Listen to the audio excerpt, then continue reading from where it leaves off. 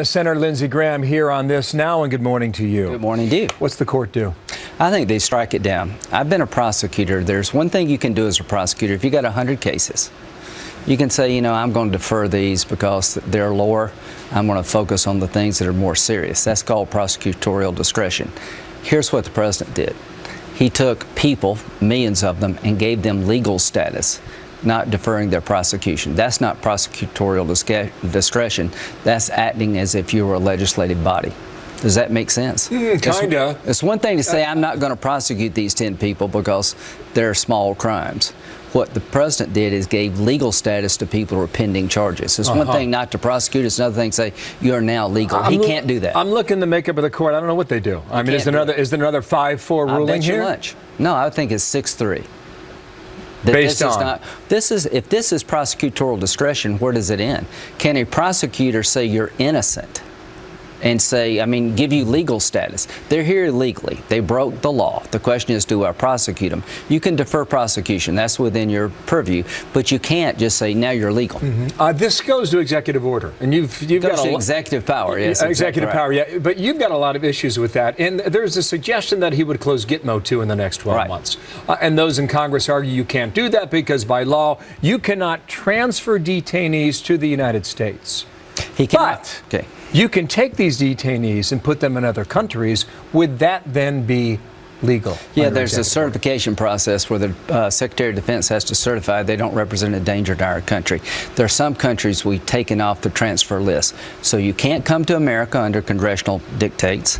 You've limited the countries you can transfer them to with a certification requirement. There are 49 people that the Obama administration determined to be too dangerous to be released. 49, in their own words, are too dangerous to be released.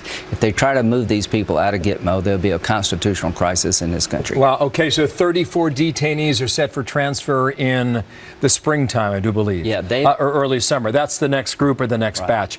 Do you believe before January of 2017 that Gitmo will be empty? No, because 49 have been determined by the Obama administration to be enemy combatants that represent a threat to our country. Doesn't seem to have mattered before this point. These 34 were deemed by review boards no longer to be a threat. There's 49 that are a threat. I think the 34 are a threat, but there's 49 in their own words should not be released. So where do they go? They're not coming to the United States. You're not going to send these people to a third country because I can't think of a third country that would take them. If you tried to send them to a third country, I think you'd have the Congress weighing in a bipartisan fashion. Where does Hillary Clinton come out on this? Hillary, do you agree that we should empty that jail? It's one thing to close Gitmo. It's another thing to let everybody out of the jail.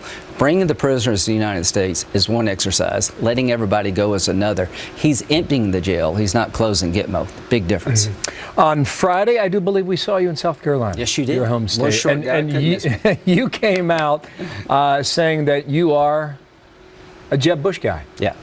And you said today he's the only one who will beat Hillary Clinton. I think he's got the best chance to beat her. I think she is eminently beatable. She's very dishonest in the eyes of the American people. She's got more bags than any politician should ever be allowed to carry, but she would beat crazy. As long as we don't nominate somebody who, in the eyes of the American people, is kind of out there, we win. But Jeb, why did I go to Jeb? National security was the centerpiece of my campaign for president. Of all the people I've looked at, he's most qualified, in my view, to be commander-in-chief on day one. He understands the war and he's got a plan to win it. That's why I'm with him, because he'll take care of the 1% who've been doing all the fighting for the rest of us. That may be all true. It is also true that he's mired in single digits. That doesn't matter. Why? You got to go Iowa, New Hampshire, South Carolina. I believe that we'll turn South Carolina into a referendum on who's best qualified to be commander-in-chief on day one and who has the skill set to bring this country together. When you look at Trump through those eyes, I think he falls way short. Ted Cruz has been the most divisive figure I've ever seen in the United States Senate. I don't think he can bring us together. His foreign policy is all over the board. I think Jeb, in South Carolina, President George W. Bush is very popular. In South Carolina, we elect the most conservative person who can win the election. I don't think Trump or Cruz can beat her. I think Jeb can, and when it comes to commander-in-chief, we're going to make him the most qualified because he is. I believe you just said Hillary Clinton is dishonest. Yes. And someone else could be crazy. Yeah, dishonest speech. Who's crazy? I think Donald Trump's all over the board crazy. I think you're crazy if you think you're going to deport American-born citizen children of illegal immigrants. I think that's just demagoguery.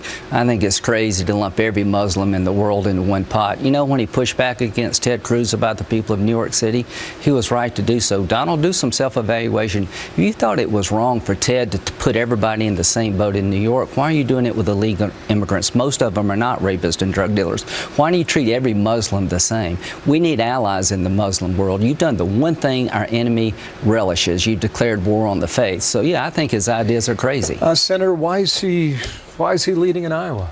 Why is he up 30 points in New Hampshire? Why are there suggestions today that he'll win South Carolina, your state? That he'll win Florida? That large parts of the Southeast are already in Trump's pocket? He's playing to people's fears, and when he says we're going to build a wall and we're going to deport all the illegal immigrants, including their children, some people buy into that. When we say we're going to ban all Muslims, there's a fear of the religion. He's playing into people's fears. We're not going to win the White House scaring the hell out of everybody.